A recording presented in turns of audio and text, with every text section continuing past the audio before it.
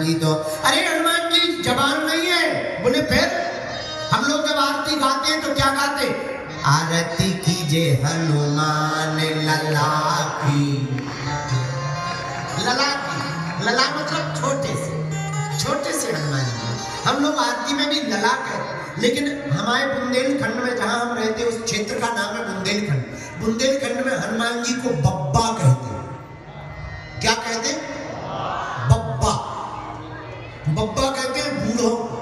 तो एक आदमी हमसे बोला, आप तो कथा में सुनाते हो कि हनुमान जी लला है, हनुमान जी बूढ़े नहीं होते, तुम्हारे ही बुंदेलखंड में सब बब्बा कहते हैं, हनुमान जी को बूढ़ा कहते हैं, ये तो बड़ी विरोध वाली बात है। अरे हमका चुप रहो, हनुमान जी के अनेक रूप हैं, हनुमान जी लला भी है, हनुमान जी एक जगह बूढ़े भी हुए। बोले कहाँ? हमने कहा महाभारत में भीम का अपमान तोड़ने के लिए बूढ़े बानर बन करके बैठे। ये भी सही है, वो भी सही है, बोलो सीताराम। पर हनुमान जी को वरदान, हनुमान जी काले चाहिए, वरदान क्या मिला?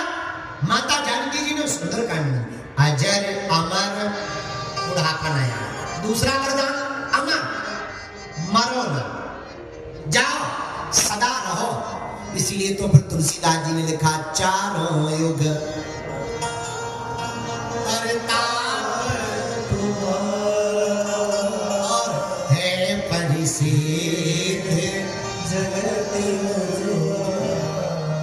अब प्रश्न उठता है, जहां से हमने कथा शुरू की थी कि हम लोग कथा या भगवान को मानते तो बहुत है, पर उनका चरित्र जीवन में नहीं उतारते। और जितने भी युवान बैठे, बुरा मत मानना, आजकल रील का जमाना है, रील की जिंदगी में रियल का खोजना बड़ा कठिन हो गया है। रील के जमाने में रियल का खोजना कठिन हो गया। पर हम जितने भी युवान बैठे हैं, हाथ जोड़ के कहेंगे, तुम चित्र को संभालने में मत रखो, अपने आप को चित्र को संभालने में मत लगाओ, अपने आप को चरित्र के संभालने में लगा देना चाहिए। माताओं और पिताओं से भी प्रार्थना, जितने अभिभावक बैठे, तुम अपने बेटा या बेटी की शकल के ऊपर काम करना प्रारंभ मत करो, अकल के ऊपर काम करवाना प्रारंभ करो।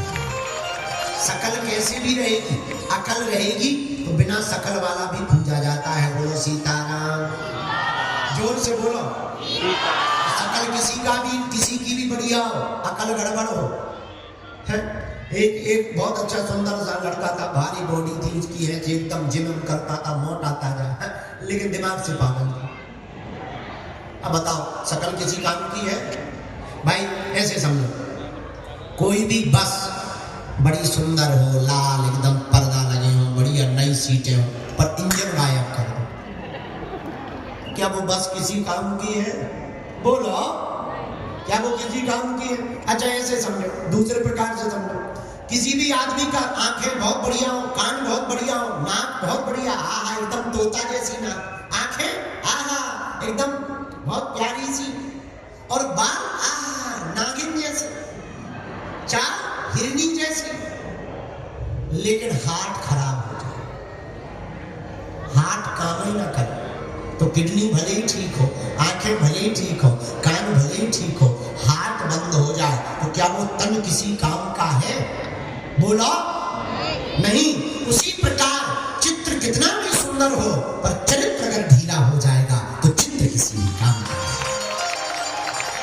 इसलिए जितने भी माता पिता अभिभावक बैठे, हम हनुमान जी की कथा से एक शिक्षा देना चाहते।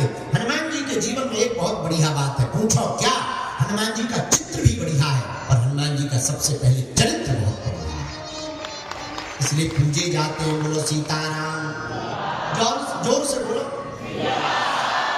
अब दूसरी बात, कथाओं से क्या सीखना चाहिए? बोले कथा से सीखना चाहिए जो भगवान जो आराध्य जो इष्ट हैं, उनके चरित्र को जीवन में उतारना सीखना चाहिए। बोलो जय सिया राम, जोर से बोलो। हनुमान जी का चरित्र कैसा है? आहा, हनुमान जी का चरित्र बड़ा प्यारा है। इनके पास बल है, लेकिन ये बल से किसी को तोड़ते नहीं, अपने बल का सदुपयोग राम सेवा में करते हैं। यही सीखना है।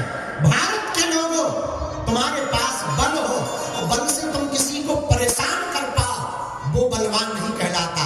बलवान तो वही कहलाएगा जो अपने बल से देश को बचाने के लिए काम करने लगे।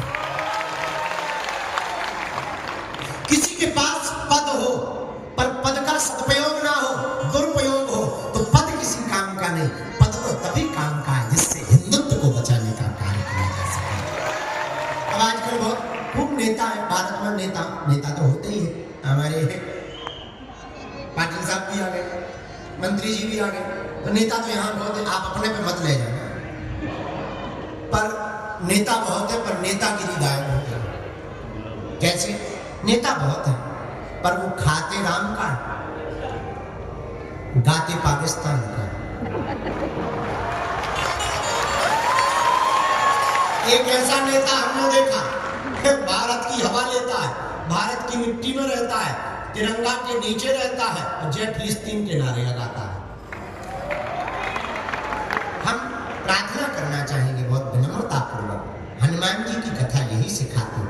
हनुमान जी ने राम जी का खाया तो लंका में रावण के सामने राम जी का खाया।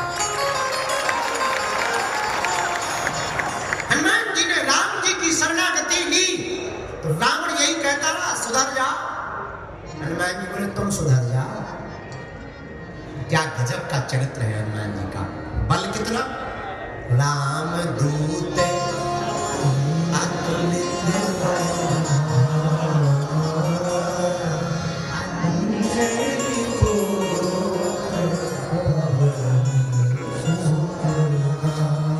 हनुमान जी अपने बल के प्रभाव से किसी को मारते नहीं है। माई बाप किसको मारते?